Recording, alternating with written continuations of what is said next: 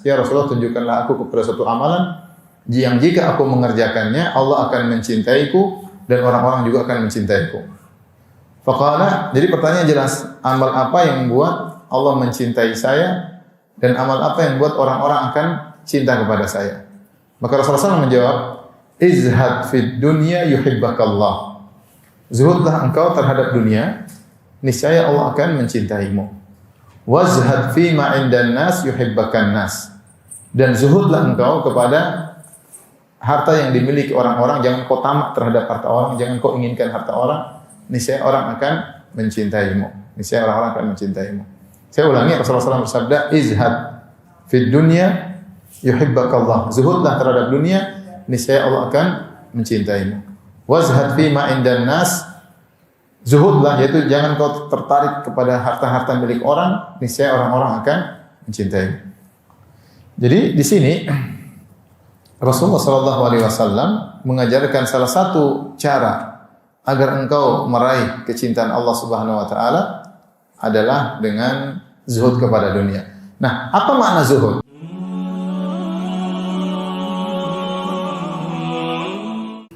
Nah, di antara hal yang dicita-citakan oleh orang-orang soleh dan wanita-wanita solehat adalah dicintai oleh Allah Subhanahu Wa Taala. Karena predikat dicintai oleh Allah Subhanahu Wa Taala, dicintai oleh Sang Pencipta, oleh Rabbul Alamin, maka tentunya akan mendatangkan banyak kebahagiaan bagi sang hamba. Ya. Di antaranya, jika Allah sudah mencintai seorang hamba, Allah tidak akan mengazab hamba tersebut. Oleh karenanya ketika orang-orang Yahudi dan orang-orang Nasara mengaku sebagai kekasih-kekasih Allah, maka Allah bantah mereka. Dalam surat Al-Maidah Allah berfirman, wa qalatil yahudu wan nasara nahnu abna'ullahi wa ahibba'uh. Berkata orang-orang Yahudi dan Nasara, kami adalah anak-anak Allah dan kekasih-kekasih Allah. Mereka mengatakan mereka kekasih-kekasih Allah. Maka Allah bantah, qul falima yu'adzibukum bidzunubikum. Katakanlah, wahai Muhammad sallallahu alaihi wasallam, bantah mereka, kalau kalian adalah kekasih-kekasih Allah, yaitu Allah mencintai kalian, kenapa Allah mengadab kalian akibat dosa-dosa kalian? Dan orang-orang Yahudi dan Nasara mereka tahu bahwasanya dahulu ada orang-orang Yahudi di zaman-zaman dahulu yang pernah dirubah menjadi monyet dan babi oleh Allah Subhanahu Wa Taala. Tidak mungkin Allah mencintai mereka kemudian Allah merubah mereka menjadi bayi-babi dan monyet-monyet. Ayat ini dijadikan dalil bahwasanya seorang yang mencintai tidak akan mengadab yang dicintainya. Ini udah jelas ya.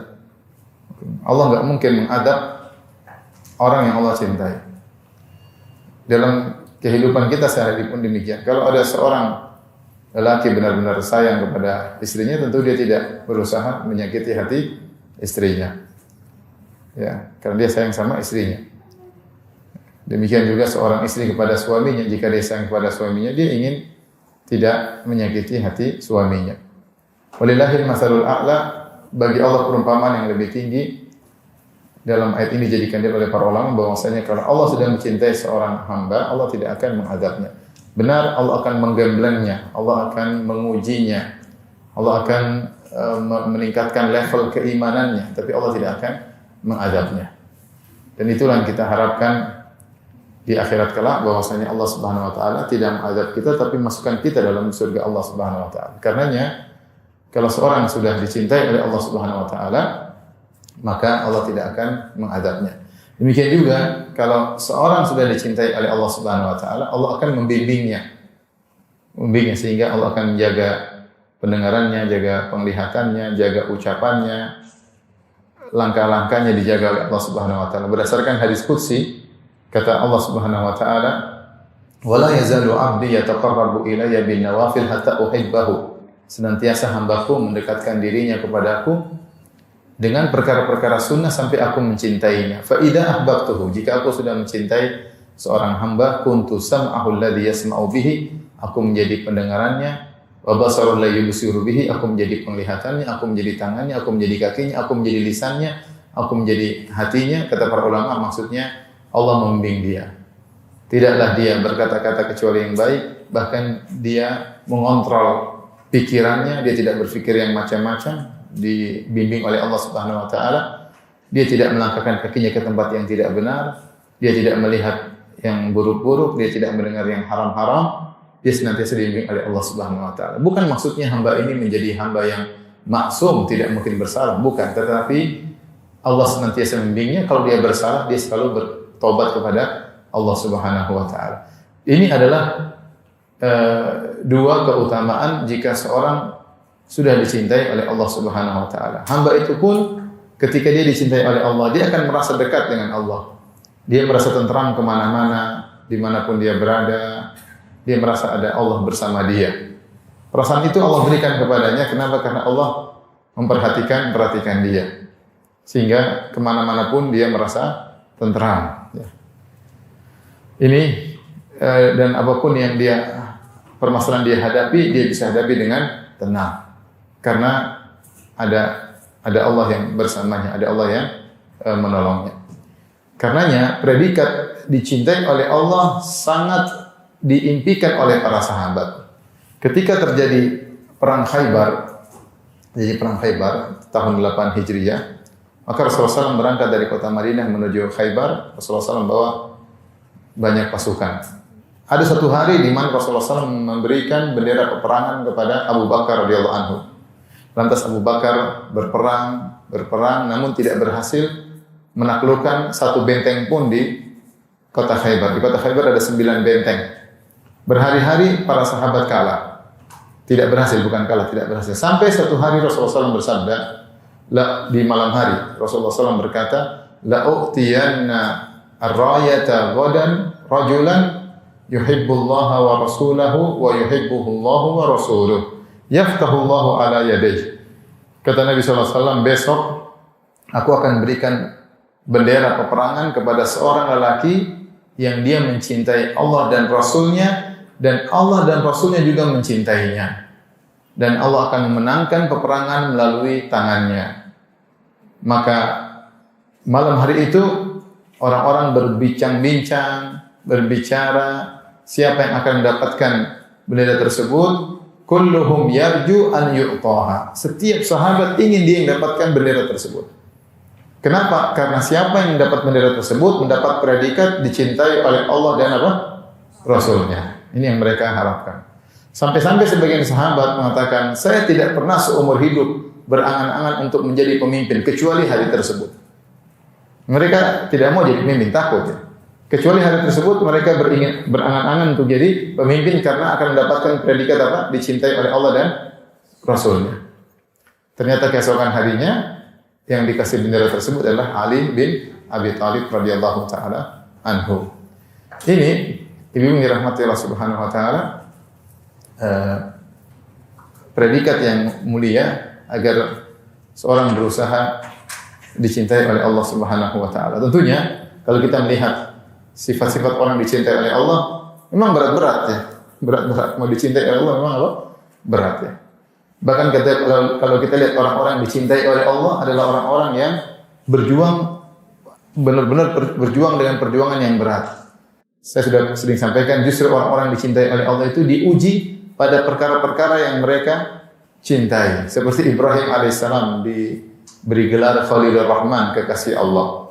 Lihat apa yang Allah berikan ujian kepadanya. Kata Allah, wa idh batala Ibrahim rabbuhu bikalimatin fa'atammahum. Ketika Ibrahim alaihissalam diperintahkan oleh Allah dengan perintah-perintah dan dia menjalankan perintah-perintah tersebut secara sempurna. Kata Allah, wa Ibrahim alladzi waffa, dan Ibrahim yang menunaikan perintah-perintah Allah. Lihat, dia diuji apa? Dimusuhi oleh satu negeri, semuanya musuhin dia. Bahkan satu negeri sepakat untuk ngumpulin kayu bakar untuk bakar dia. Gimana? Hidup dimusuhi oleh satu dunia. Ibrahim alaihissalam.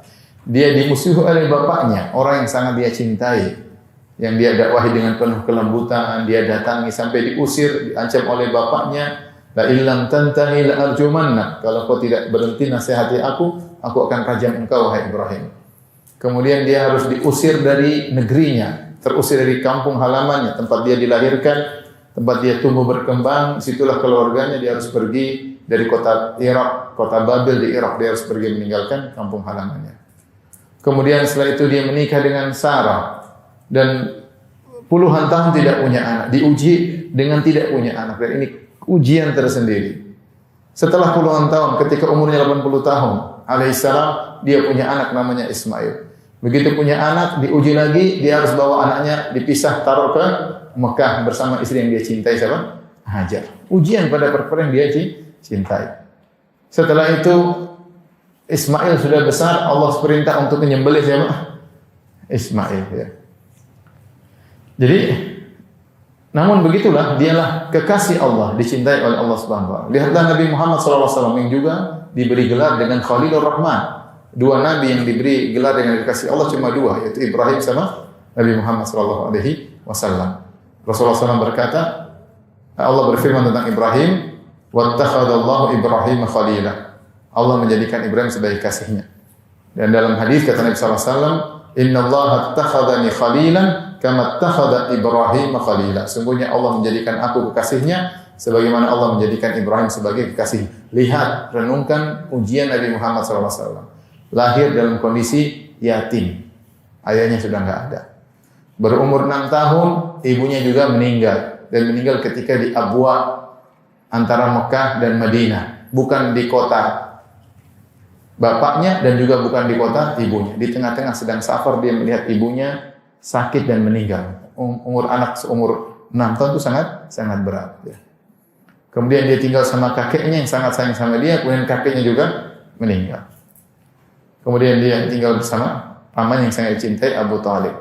Kemudian sejak kecil sudah kerja mengembala kambing, membantu pamannya.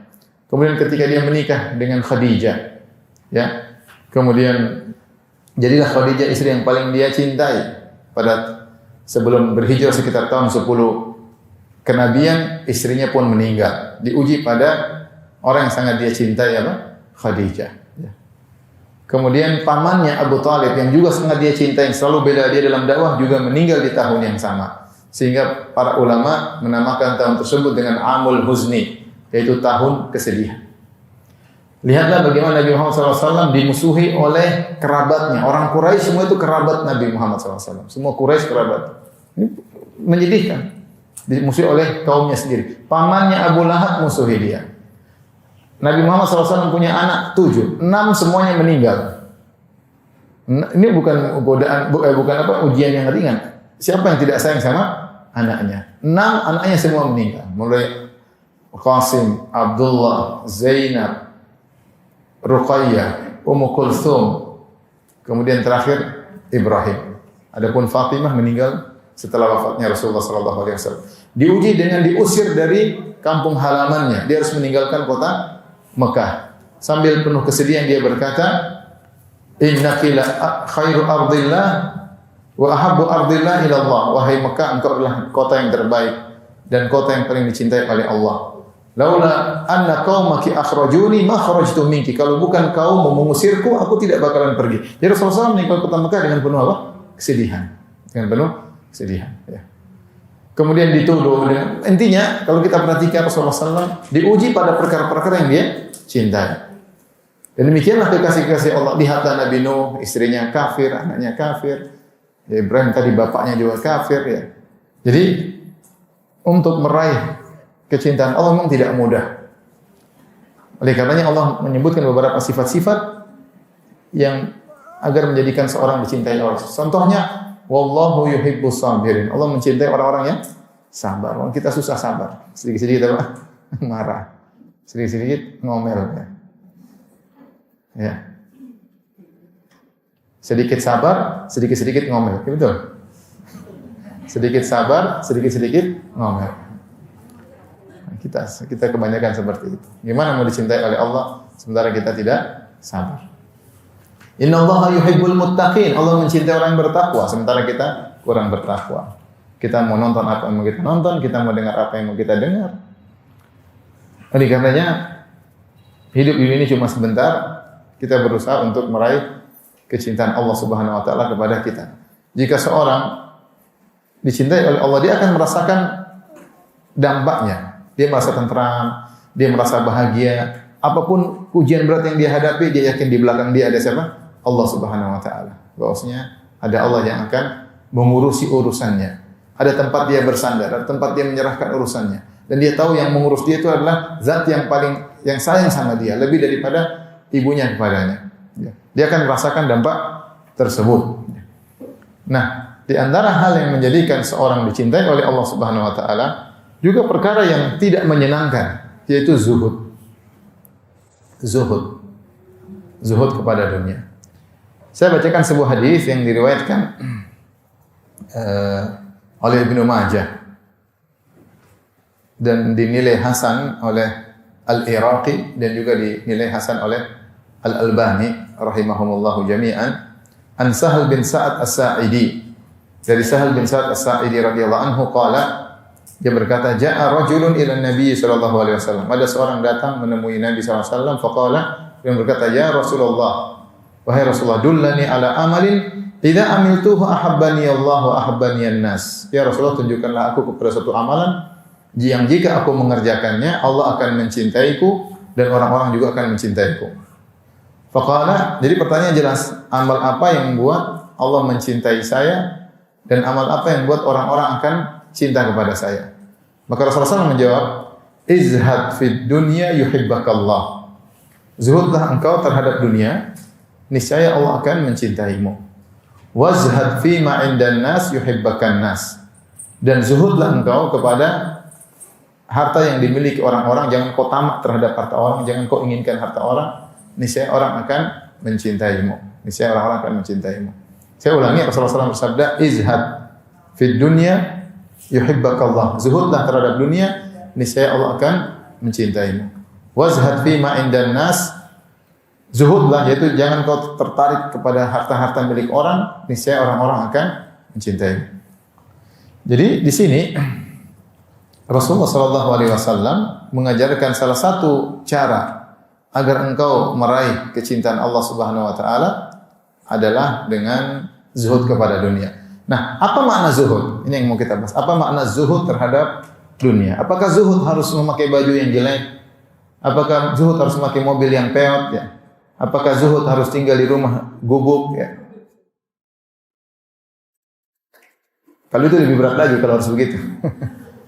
Tapi kalau kita perhatikan zuhud ya, ternyata tafsiran para ulama semua kembali kepada amalan hati.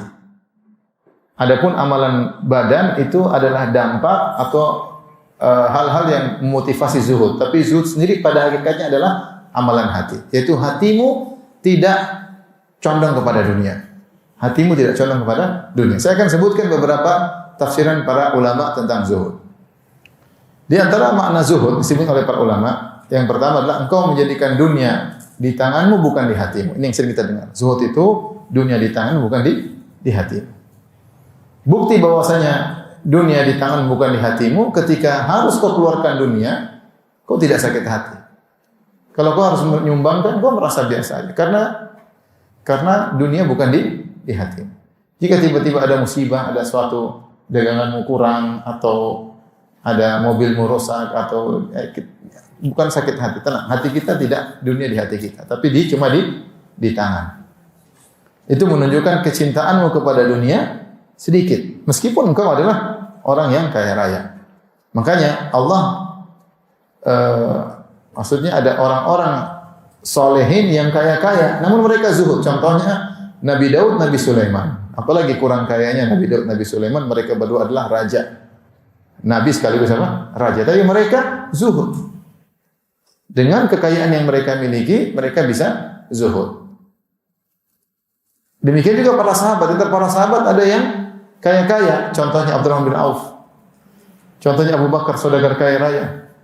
Contohnya Utsman bin Affan radhiyallahu anhu yang terkenal suka dermawan. Abu Bakar radhiyallahu anhu berapa kali bersedekah dengan seluruh hartanya. Seluruh hartanya dia sedekahkan. Dia bukan orang miskin, dia orang kaya. Tapi ketika dia harus sedekah, bagi dia mudah untuk mengeluarkan seluruh hartanya. Kenapa? Karena hartanya bukan di hatinya, tapi di mana? Di tangannya. Ketika hijrah,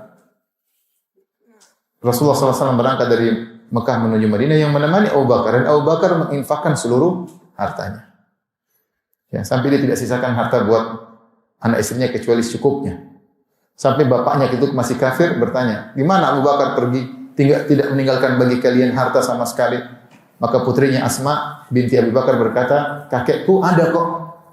Maka kakeknya buta waktu itu. Abu Kuhafah, bapaknya Abu Bakar buta, maka sang cucu Asma binti Abu Bakar bawa nih. Dia letakkan batu, dia tutup dengan kain, dia taruh di dinding tempat taruh harta. Dia bilang, "Ini ada ayah ninggalin ini." Dikira emas, ternyata apa? Batu. Artinya Abu Bakar tidak meninggalkan apa, dia pergi, dia sumbangkan seluruh hartanya. Dan itu beliau lakukan kembali ketika perang Tabuk. Ketika perang Tabuk, beliau infakkan seluruh hartanya. Ya, sampai kata Umar bin Khattab radhiyallahu anhu, ya, Rasulullah SAW menyuruh kami bersedekah, kebetulan saya lagi punya harta dan saya ingin bersaing dengan Abu Bakar. Kalau saya bisa mengalahkan dia dalam beramal soleh, sekarang kesempatan saya untuk mengalahkan dia. Saya akan berinfak dengan setengah harta saya. Akhirnya Umar berinfak dengan setengah hartanya. Kemudian datang Abu Bakar, dia berinfak dengan seluruh hartanya. Subhanallah. Kata Rasulullah SAW, "Ma abqaita li ahlik?" Apa yang kau sisakan buat keluargamu? Kata Abu Bakar, abqaitu lahum Allah wa Rasul. Aku sisakan, tinggalkan bagi mereka Allah dan Rasulnya dengan keimanan nanti. Jadi maksud saya Abu Bakar sangat kaya, tapi dia sangat zuhud. Ini yang susah, kita menggabungkan antara harta dengan zuhud. Karena kalau kita sudah terbiasa punya harta, hati kita cinta sama harta. Itu repot manusiawi. Saya punya teman bikin kolam renang, kemudian dalam rumah, kemudian tutup, indoor, semua bagus. Saya bilang, mau cinta sama kolam renang nanti. Bikin yang biasa-biasa aja, jangan yang terlalu mewah. Kalau terlalu mewah, cinta sama kolam renang. Kalau mau mati, bikin kolam renang. Sudah bikin bagus-bagus, mahal-mahal, kita mati.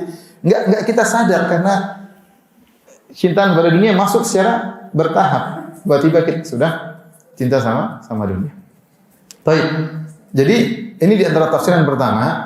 Namanya zuhud adalah harta di tanganmu, bukan di mana, bukan di hatimu. Ini kembali kepada amalan hati. Contoh pendapat kedua, yang dimaksud dengan zuhud adalah meninggalkan perkara yang menyibukkan dan membuat lupa dan membuat lalai dari beribadah kepada Allah. Itu namanya zuhud. Semua perkara yang buat kau lalai terhadap Allah, lalai terhadap akhirat, kau tenggelam dalam kegiatan tersebut, bikin kau lupa, tinggalkan. Berarti kau zuhud.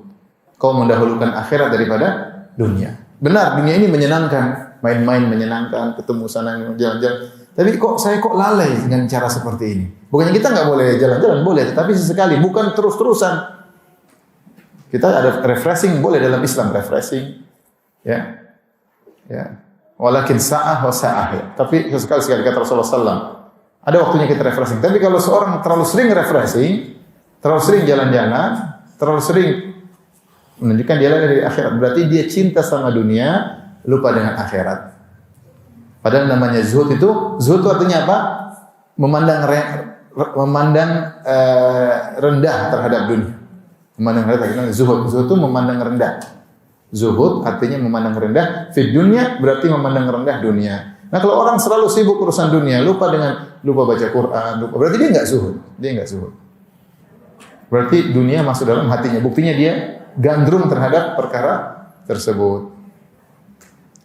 Tapi yang berikutnya, zuhud, ini perkataan para ulama. Zuhud adalah engkau lebih percaya terhadap janji Allah daripada apa yang ada di tanganmu. Ini kembali kepada sedekah. Namanya zuhud itu kau yakin apa yang Allah janjikan di akhirat, di surga, dengan lebih kau yakini daripada kenikmatan yang ada di hadapan matamu. Sehingga akhirnya engkau lebih cenderung kepada akhirat daripada kenikmatan yang ada di depan, daripada uang yang ada di hadapan, daripada mobil yang kau miliki, daripada rumah yang kau miliki. Sebagai konsekuensinya, kau gunakan perkara-perkara nikmat yang kau miliki tadi mudah untuk akhirat, karena kau lebih percaya dengan janji Allah Subhanahu wa taala. Di antara makna zuhud yang keberapa ini? Yang keempat. Ya sudah, enggak apa, 3 atau 4, enggak apa-apa, enggak usah ribut. Yang penting zuhud ya, enggak usah ribut. Pilih yang mana terserah ya. Ini berat juga. engkau lebih mengharapkan mendapatkan pahala ketika mendapat musibah dibandingkan ketika tidak mendapat musibah. Artinya ketika kau tidak dapat musibah, kau bisa beribadah, ya enggak?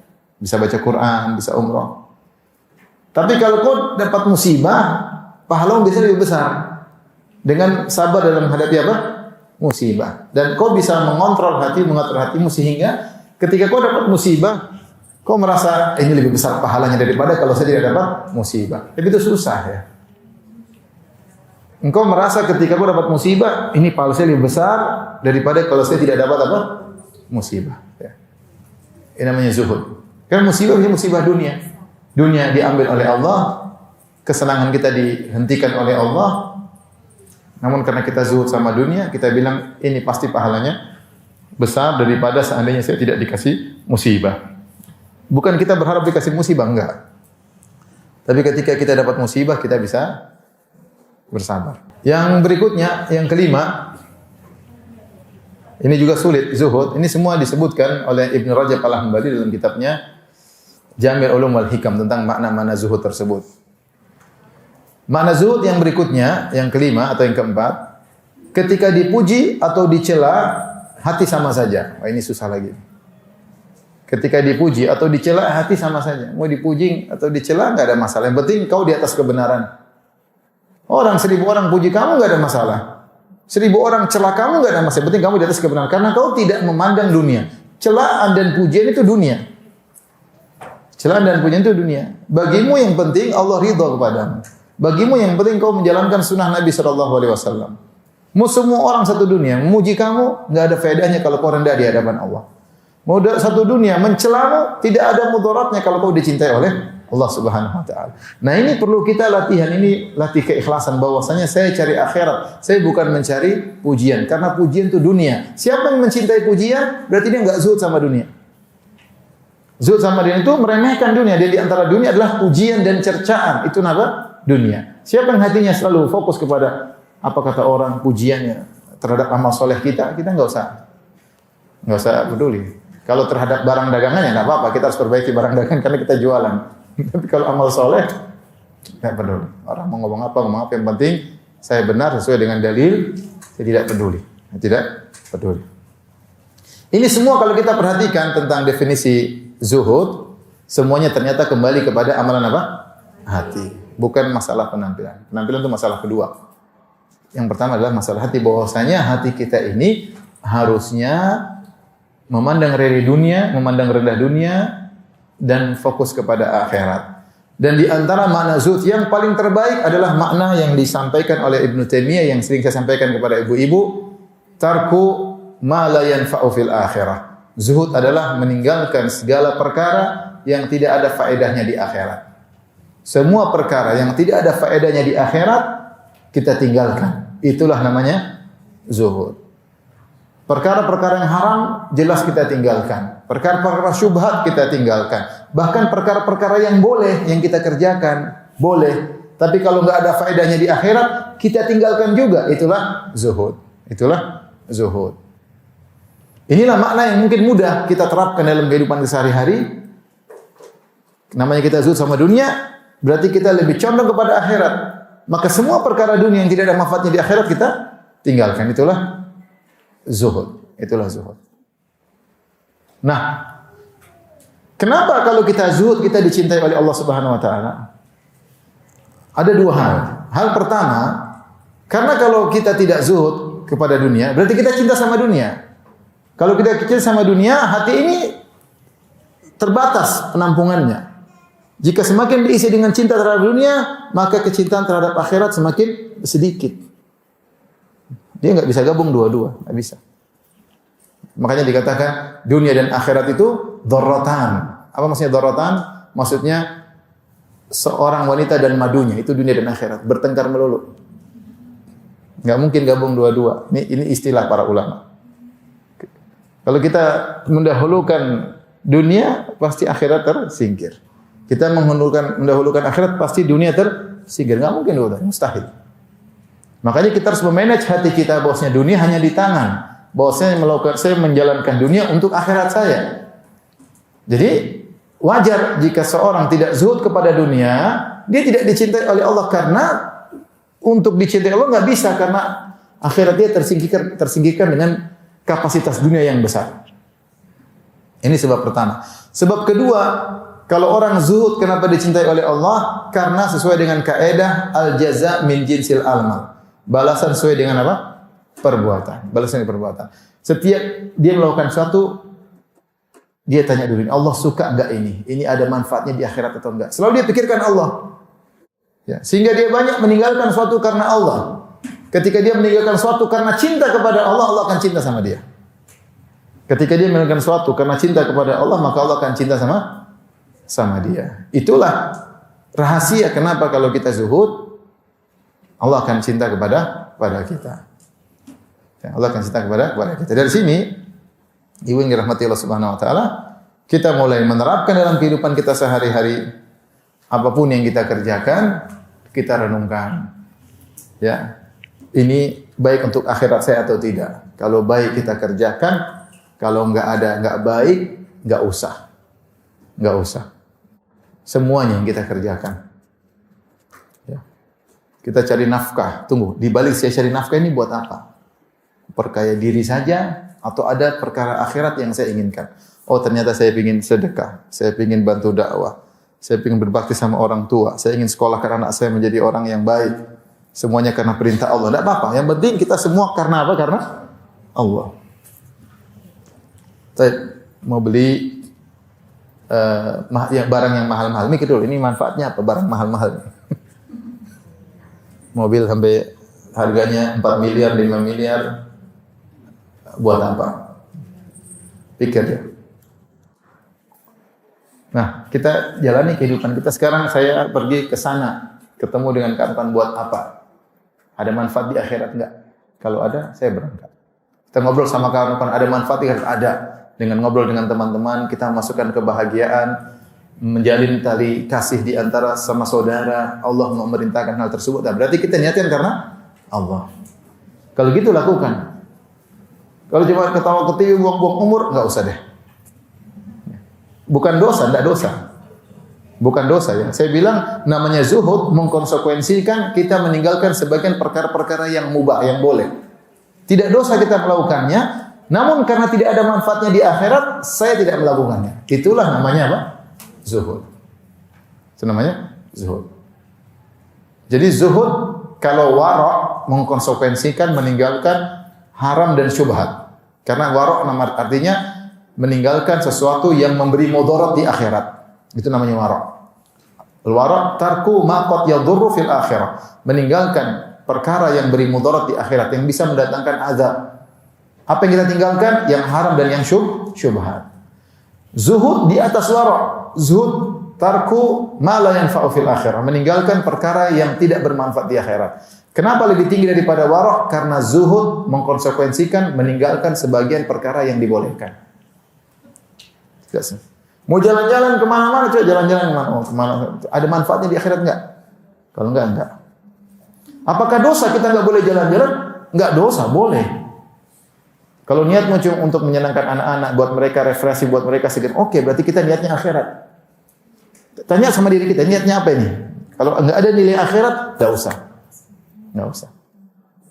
Kesana harus sewa hotel yang termewah, ngapain? Buat apa? Ada untungnya akhirat punya hotel paling mewah, tinggal di hotel paling mewah, ada untungnya enggak?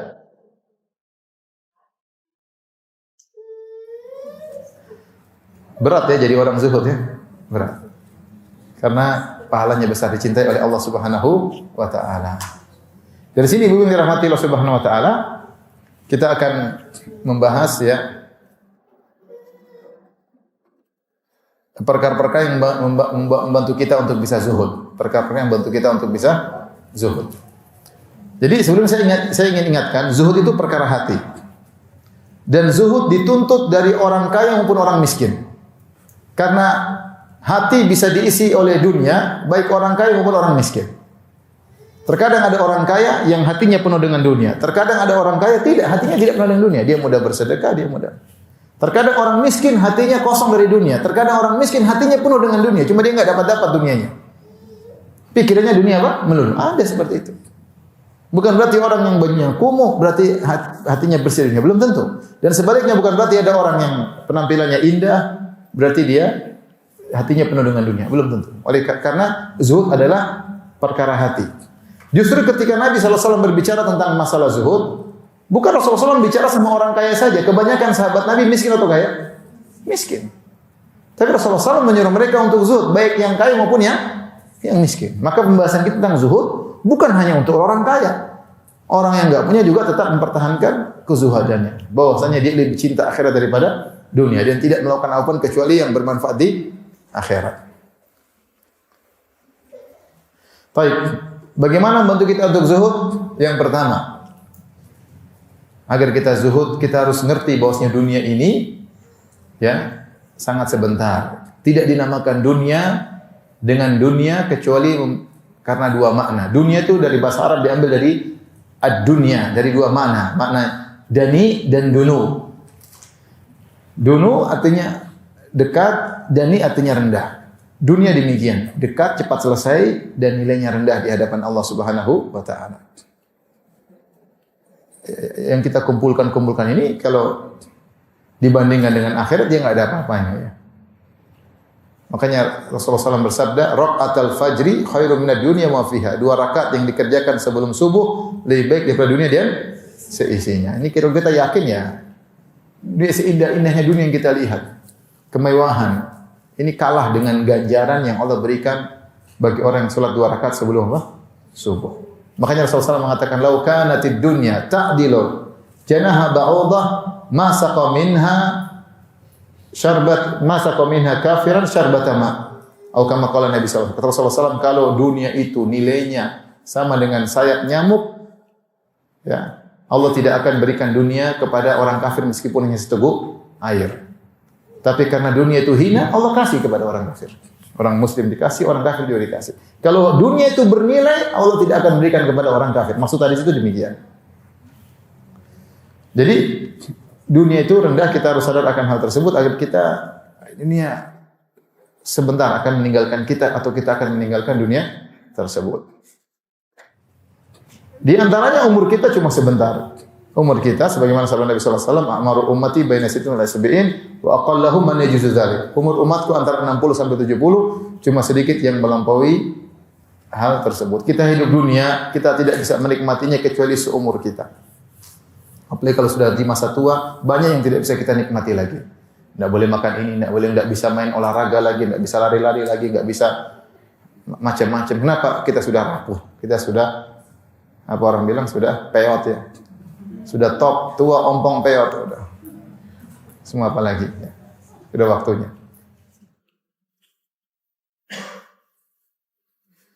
Ini cara agar kita zuhud. Kemudian agar tidak zuhud, agar kita zuhud, jangan panjang angan-angan. Allah sudah ingatkan, dunia ini menipu.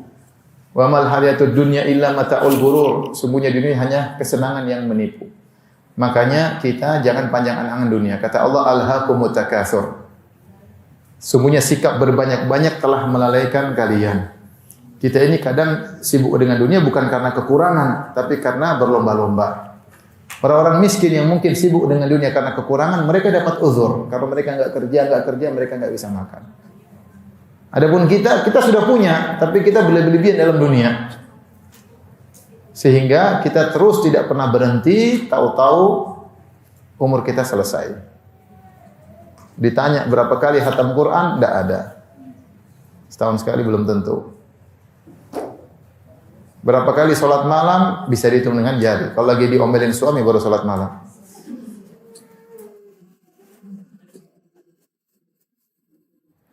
Ya kita renungkan. Dunia yang kita kumpulkan nggak akan kita bawa. Yang kita bawa adalah amal saleh. Jadi kalau kita tidak berhenti dari angan-angan yang panjang, kita nggak bakalan sadar. Kata Allah, hatta zurtumul maqabir, sampai kalian masuk kuburan baru kalian sadar. Bosnya sudah selesai ceritanya. Ini ceritanya selama ini cari-cari harta, selesai. Nah, apa model kita? Ketemu malaikat mungkar dan nakir. Kalau masalah ibu-ibu ya, kalau masalah makan, kenyang, tidur, kita semua sudah tidur. Ibu-ibu tidur enggak tiap hari? Kenyang atau tidak? Bersolek, sudah bersolek, sudah apa lagi? Naik mobil, terus masih terus dunia, sudah. Kecuali ibu nggak bisa tidur, nggak bisa makan, itu lain cerita. Ini udah pada kegemukan, terus masih semua apa lagi? Ya udah, jangan terlalu dunia-dunia melulu. Saatnya sholat malam, saatnya baca Quran, berbakti sama orang tua, berbakti sama suami. Karena kalau kita panjang angan-angan, kita selalu pikirnya dunia, dunia, dan dunia, dan dunia. Contoh seorang, saya sederhana, seorang bangun rumah, dia punya rumah sampai 5. Sibuk nggak? Sibuk. Saya sendiri pernah mengalami gimana bangun rumah. Cari tanah saja setahun. Sibuk nggak? Sibuk. Cari tanah sana sini. Mahal, tawar lagi. Oh, cari setahun. Terus beli tanah, beli. Bangun rumah, gambar ini, gini. Lama. Diskusi sama istri. Rubah lagi, coret, berubah lagi. Terus belum utang, mikir utang kapan lunasinya. Panjang. Tapi kalau kita bangun rumah karena Allah, oke, nggak ada masalah. Tapi kalau sekedar sudah punya rumah, tambah lagi rumah satu, tambah lagi, aduh, dunia melulu. Benar. Artinya kalau sudah di luar daripada kelebihan kita, kebutuhan kita, itu nggak baik. Kalau kita perlu nggak ada masalah, nggak ada masalah. Ya, saya ingin bangun rumah sekian karena anak saya sekian, saya ingin, oke, yang penting niatnya karena Allah. Bermanfaatnya di akhirat, bermanfaat kerjakan. Kalau nggak jangan. Kalau nggak umur kita habis untuk mikirin apa? Dunia, benar habis. Baik, di antara hal yang membantu kita agar zuhud kepada dunia, ini sudah saya sampaikan juga, niatkan segala perkara dunia yang kita miliki untuk akhirat. Semua perkara dunia yang kita miliki untuk apa? Akhirat. Saya sudah sampaikan ketika Amr bin As radhiyallahu taala anhu dipilih oleh Nabi untuk jadi pemimpin perang. Nabi panggil, wahai Amr, kemari. Wahai Amr, saya ingin kau jadi pemimpin perang dan engkau menang dan engkau dapat ghanimah. Harta-harta dan rampasan perang. Kata Amr, ya Rasulullah, saya berjihad bukan untuk cari ghanimah ya Rasulullah. Artinya saya berjihad bukan untuk dunia. Nabi mengingatkan, wahai Amr, dunia bisa kau manfaat untuk akhiratmu. Ni'mal malu salih li rajulus salih. Kata Nabi, sebaik harta yang baik adalah jika dimiliki oleh seorang yang saleh. Artinya Rasulullah kasih isyarat, nanti kau dapat ghanimah, kau dapat jatah perjuanganmu, gunakanlah untuk apa? Akhiratmu. Jadi kalau kita kerja apapun, kita dagang, kita selalu untuk akhirat. Taib saya untuk anak istri ada saya akan sisihkan buat anak yatim saya isi. Sehingga semua kerjaan kita ada nilai akhiratnya. Kita selalu pikir Allah Subhanahu wa taala. Saya ingin dapat untung banyak, kenapa? Akan saya sisihkan untuk ini, saya sisihkan untuk ini. Dengan demikian, harta yang kita miliki tidak di hati kita. Tapi harta kita miliki tadi untuk apa? Akhirat. Kita sudahlah harta, kita boleh, saya bin Bas ditanya, Syekh, boleh nggak kita beli mobil bagus, beli tempat? Kata Syekh, nggak apa-apa, kalau kau punya uang nggak ada masalah. Tapi jangan berlebihan. Lebih bagus kau beli yang secukupnya, sisanya kau sedekahkan. Kata Syekh, Syekh tidak melarang kalau kita punya, saya tadi baca fatwanya, kalau punya uang nggak ada masalah, wajar lah. Seorang punya uang mungkin puluhan miliar, dia beli mobil 1 miliar, 2 miliar, oke lah, dia punya uang banyak. Dan itu kebutuhan dia, tidak masalah. Tapi sisa yang banyak tadi, sumbangkan untuk amal jariah.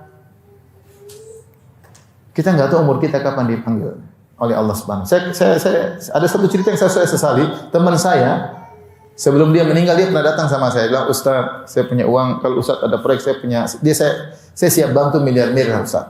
Cuma saya bilang, aduh Pak, saya nggak ada proyek-proyek agama, saya cukup dengan yang ada. Dia bilang, dia ulangi lagi, Ustaz. Kalau ada, kasih tahu Ustaz. Saya tolak lagi, enggak. Terus dia meninggal. Subhanallah. Saya menyesal seandainya saya ambil uangnya. Terus saya di jalan Allah kan dapat. Tapi memang kebetulan saya lagi tidak perlu waktu itu. Dia meninggal selesai. Entah dia sumbangkan ke tempat atau enggak, saya enggak tahu. Tapi cukup membuat saya berpikir, saya menyesal. Nanti kita juga begitu. Kalau kita punya uang, sudah meninggal selesai. Uang, ya sudah selesai. Coba kalau 1 juta kita kirim buat anak yatim, 1 juta buat orang susah, buat tetangga, buat itu semua ada pahalanya, semuanya ada hasilnya di akhirat. Jadi saya bukan suruh ibu-ibu miskin, enggak. Ibu-ibu silakan nyaman hidup, tapi kelebihan uang untuk apa? Untuk Allah Subhanahu wa taala. Sebagai bukti ibu zuhud. Jadi di antara hal yang buat kita untuk zuhud, cari harta untuk akhirat. Cari harta untuk akhirat. Kerja-kerja, bisnis-bisnis, ada harta untuk akhirat. Jangan pelit-pelit. Siapa yang pelit kata Allah, "Ma yabkhal fa inna ma yabkhal an nafsi." Siapa yang pelit, dia pelit sama dirinya sendiri. Kalau kamu bangun istana di akhirat kok mau pelit-pelit, bangun gubuk di akhirat. Bangun istana di dunia, di akhirat bangun apa? Gubuk. Gubuknya bolong-bolong lagi. Nah, kita enggak pingin bangun istana silakan, tapi di akhirat istananya harus lebih megah. Caranya gimana? Berinfak di jalan Allah Subhanahu wa taala. Jadi agar kita tidak hati kita penuh dengan dunia, setiap kegiatan duniawi kita niatkan untuk Allah Subhanahu wa taala. Yang terakhir, agar kita zuhud sama dunia, sudah saya singgung tadi juga, hindari beli barang-barang mewah. Hindari beli barang-barang mewah ya. Hindari beli barang-barang yang buat orang semua ngelirik dia, namanya barang-barang syuhrah. Hindari. Kalau kita ingin dilihat orang tuh berarti kita kan duniawi.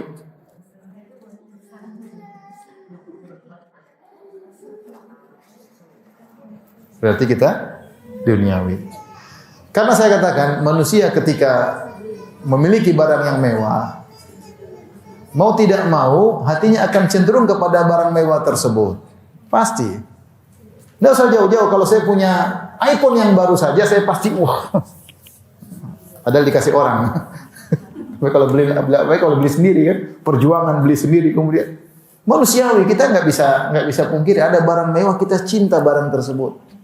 Kalau jatuh saja kita langsung karena kita beli mobil mewah, kalau kegesek sedikit yang tergesek hati kita. Wah, Masya Allah. Bukan mobilnya, tergores. Ada yang gores kita maki-maki. Padahal kenapa hati kita, mobil itu dalam hati kita. Kenapa terlalu mewah? Coba kalau murah, biasa nggak apa-apa. Kalau mobil mahal, waduh, langsung ya tergores hati kita yang kayak diiris, Masya Allah. Kenapa? Karena terlalu cinta tadi. Saya bilang tadi, bikin rumah jangan terlalu mewah. Terlalu mewah, kita mau mati itu nggak enak. Terlalu mewah tinggal. Kita bikin yang luas. Di antara kebahagiaan kata Nabi SAW adalah baitun wasi', rumah yang luas. Nyaman punya rumah luas. Ada perkumpulan, kita enak juga melihatnya. Tapi jangan terlalu mewah. Kalau terlalu mewah, tadi terlalu cinta. Kalau terlalu cinta, dunia masuk dalam hati kita. Benar. Beli tas, jangan terlalu mewah. Ya. Jangan juga beli yang KW, nggak boleh ya. KW nggak boleh. Jangan terlalu mewah, biasa-biasa aja. Karena kalau sudah terlalu mewah, ya namanya perempuan ya, pasti bangga-banggaan. Kalau pakai tas, jilbabnya di dalam, tasnya di luar kan gitu. Kelihatan mereknya kemana-mana, gitu.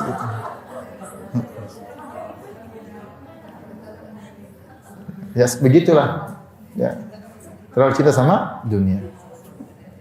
Karena jangan kita bilang, Ustaz saya mesti barang mewah, saya tidak cinta. Kita nggak bisa mengontrol hati kita. Hati kita itu lemah. Terlalu mewah kita bakalan suka, cinta, sayang, lama-lama sombong. Ini terjadi. Jadi hindari perkara-perkara barang terlalu mewah kalau ingin zuhud. Rasulullah SAW mengatakan, kul wa tasaddaq min ghairi sarafin wala makhyalah. Kul washrab wa tasaddaq, kata Nabi, makan, minum, belanja, enggak ada masalah. Syaratnya 2. Jangan berlebihan, jangan sombong. Jangan berlebihan, jangan apa? Sombong. Innallaha jamil yuhibbul jamal. Allah indah, Allah suka dengan keindahan. Biasa perempuan suka keindahan. Saya juga senang baju bagus, tapi jangan terlalu mewah, jangan. Pakai jam yang biasa-biasa saja, jangan terlalu apa? Mewah ya. Kemudian hindari juga barang-barang yang menarik perhatian. Itu namanya syuhrah. Kata Rasulullah SAW dalam hadis yang dihasankan oleh sebagian ulama, man labisa libasa syuhrah albasahullah libasa madallah yaumal qiyamah. Siapa yang menggunakan pakaian yang syuhrah, menarik perhatian, maka tampil beda, Allah akan membuat dia memakai pakaian kehinaan pada hari kiamat. Syuhrah ini tidak mesti mewah. Dia terlalu mewah atau terlalu jelek. Intinya orang narik perhatian lihat dia. Ada orang pakai baju robek-robek supaya dibilang zuhud juga menarik perhatian juga nggak boleh. Rasulullah mengajarkan biasa-biasa aja. Indah, oke indah, tapi jangan menarik apa? perhatian. Jangan terlalu banyak perhatian. Biasa-biasa saja. Karena tampil beda tidak disukai dalam syariat. Tidak disukai dalam syariat. Sampai para ulama khilaf, ini mohon maaf saya bilang, para ulama khilaf tentang hukum, mohon maaf ibu ya, mohon maaf kepada semuanya, hukum punya mobil dengan membeli nomor cantik. Ini juga ada khilaf di kalangan para ulama. Khilaf. Ada yang boleh, ada yang tidak boleh. Yang mengatakan boleh, mereka mengatakan dengan dua syarat. Pertama, jangan terlalu berlebihan. Yang kedua, niatnya bukan syuhrah, bukan tampil beda. Artinya dia suka aja, mungkin mobil dia dengan nama dia, oke. Yang penting kamu jangan cari apa? Tampil beda. Niat. Sebagian mengatakan tidak boleh. Karena itu pertama mubazir, nomor kok mahal-mahal. Ini saya baca fatwa bukan di Indonesia, saya fatwa di Arab. Mungkin di sana dijual mungkin harganya sangat mahal ya. Mungkin bisa ratusan juta untuk nomor spesial ya. Terus sangat menarik perhatian. Tapi maksud saya ini contoh. Para ulama saja khilaf tentang nomor cantik. Sebagian ulama mengharamkan, sebagian ulama membolehkan. Karena mereka mengharamkan, takutnya itu menarik perhatian, tampil beda. Dan ketika kita pingin dilihat orang, pingin dilihat orang itulah dunia. Pingin dilihat orang itu namanya apa? Dunia. Pingin dipuji orang. Ya. Makanya yang biasa-biasa aja. Kalau naik motor yang biasa aja, jangan motor yang bikin menarik apa? Perhatian. Ya. Naik mobil jangan dikasih warna-warni, dikasih apa kayak macam-macam. Apa kemarin saya baca, misalnya naik mobil terus Bujero, bukan Pajero, Bujero. Orang menarik perhatian, entah dia maksudnya apa saya nggak paham. Mobil Bujero, bukan Pajero. Oh, kita lihatnya ketawa, cuma nggak tahu niatnya apa, niatnya mungkin. Tapi intinya syariat tidak suka kita mencari apa? Perhatian. Kecuali kita dagang, kalau dagangnya kita cari karena kita pengen barang kita laku ya. Tapi kalau kita ingin menjadi tampil beda perhatian, ya, itu enggak ya. Ya.